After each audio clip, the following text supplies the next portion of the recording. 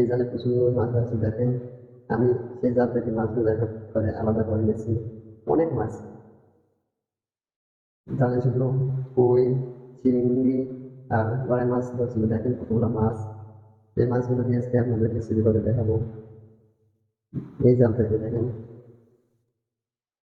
আমি এই মাছগুলো দেখার পরে মাছগুলো তুলে নিতেছি সুন্দর করে। মাছগুলো আমি আলাদা করে নিচ্ছি।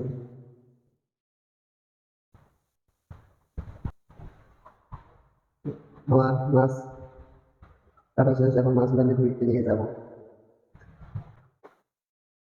আমি মাছগুলো আলাদা করে একটা বোলটা পেলাম। আমি মনে করলাম বাইরে গিয়ে মনে যায় দিব। মাছগুলো নিয়ে আমি কি বলতে গেলাম। এখন মাছগুলো আমি ধুইতেছি দেখেন, সুন্দর করে মাছগুলো ধুচ্ছি। মাছগুলো যেগুলো মাছের ময়লা উঠেনি সেগুলো সুন্দর করে পরিষ্কার করে নিচ্ছি। একটু একটু পানি দিয়ে মাছগুলো পরিষ্কার করে নিচ্ছি দেখেন। এবং এখন আমি গাবলাটা পরিষ্কার করে নিচ্ছি। এই গাবলাতে মাছ আমি ধুবো দেখেন। মাছগুলো আমি গাবলায় ধুইতেছি দেখেন, জুম করে দেখাতেছি পরিষ্কার পরিচ্ছন্ন, অনেক সুন্দর মাছগুলো পরিষ্কার।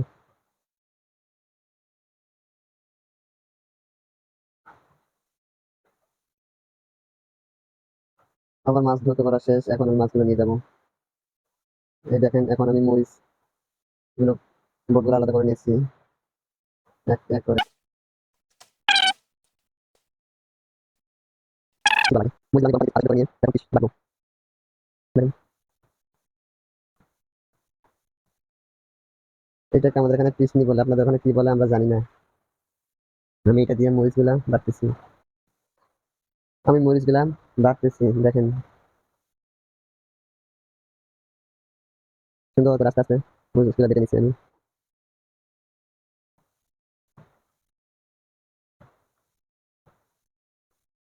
দেখেন।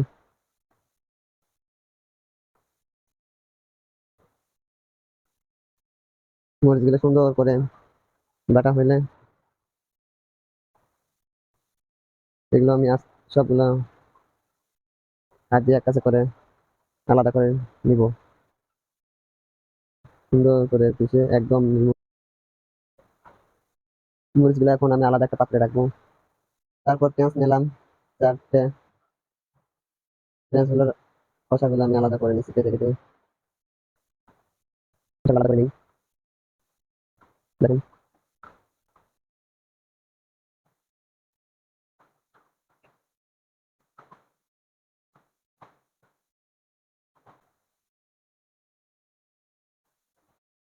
তারপর পেঁয়াজগুলো কুচি কুচি করে কেটে নিলাম।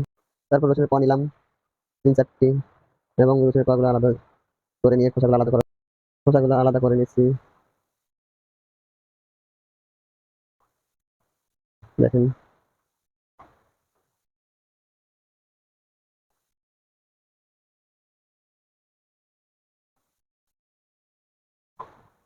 তারপর এগুলো পরিষ্কার পানিতে ধুয়ে নিলাম।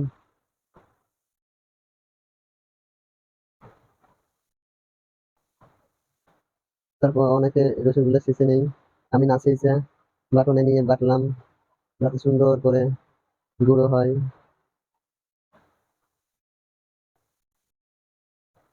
দেখেন কত সুন্দর করে গুঁড়ো হইতেছে।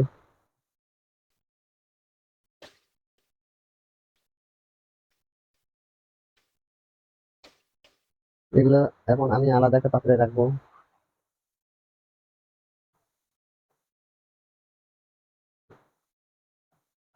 মরিচ, পেঁয়াজ আর রসুন এখন আমি চুলো ধরাবো দেখেন। আমাদের গ্রামে এই খেওয়ার দিয়ে চুলা ধরানো হয়।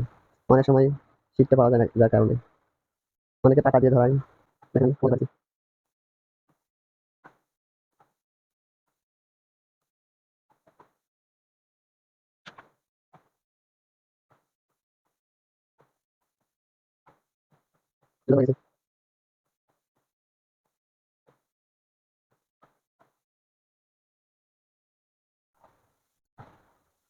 চুলানো ধরানো শেষ। এখন আমি যেটাতে রান্না করবো সেই কড়াই আমি উঠাই দিলাম।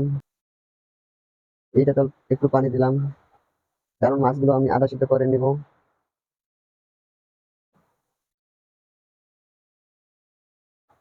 এখন এটাতে মাছগুলো দিই। এই মাছের কাঁটাগুলো আমি আলাদা করার জন্য মাছগুলো আধা সিদ্ধ করতে হবে।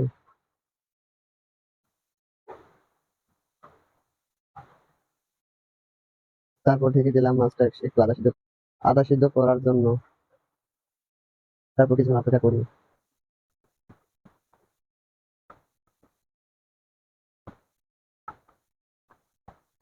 তো মাছগুলো আলাদা করে নামাই নিলাম এবং কাঁটাগুলো আলাদা করতেছি। এভাবে এক এক করে সব মাছের কাঁটাগুলো আলাদা করে নিতে হবে।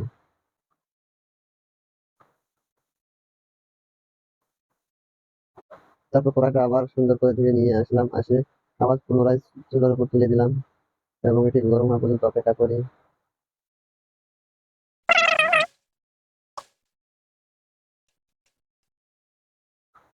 সবার আগে গরম তেলে পেঁয়াজগুলো ভেজে নিতে হবে।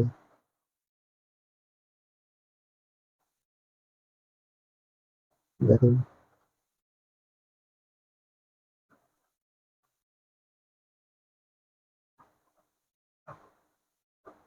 পেঁয়াজগুলো ভালোভাবে নাড়া দিতে হবে যাতে না পোড়া যায়।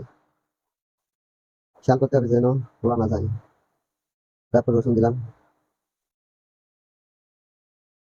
তারপর পরিমাণ মতো হলুদ দিলাম,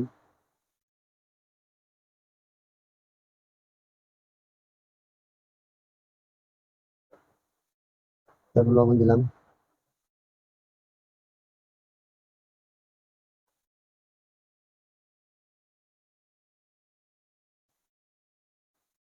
তারপর এগুলো একটু ভেজে নিতে হবে।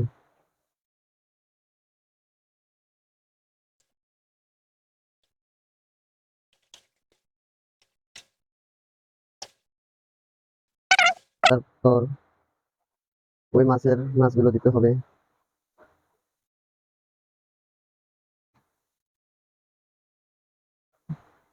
মাছগুলো একটু ভালো করে নাড়াচাড়া করতে হবে।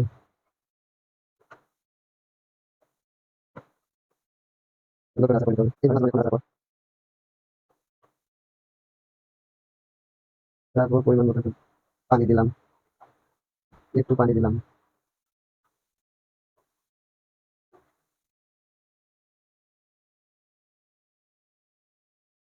পানি দিয়ে ঢেকে দিলাম।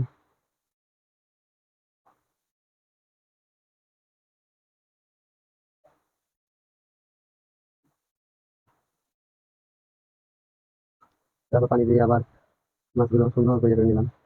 দেখেন অনেক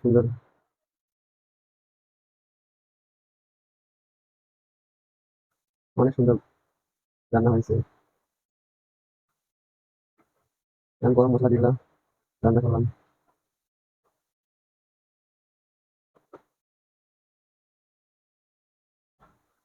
রান্না কমপ্লিট। এখন আমি এগুলো নামাবো। উম, গ্রাম তো জানেন তো গ্রামে কিরকম পরিবেশ। সবাই ভালো থাকবেন, আমাকে সাপোর্ট করবেন, লাইক কমেন্ট ও শেয়ার করুন।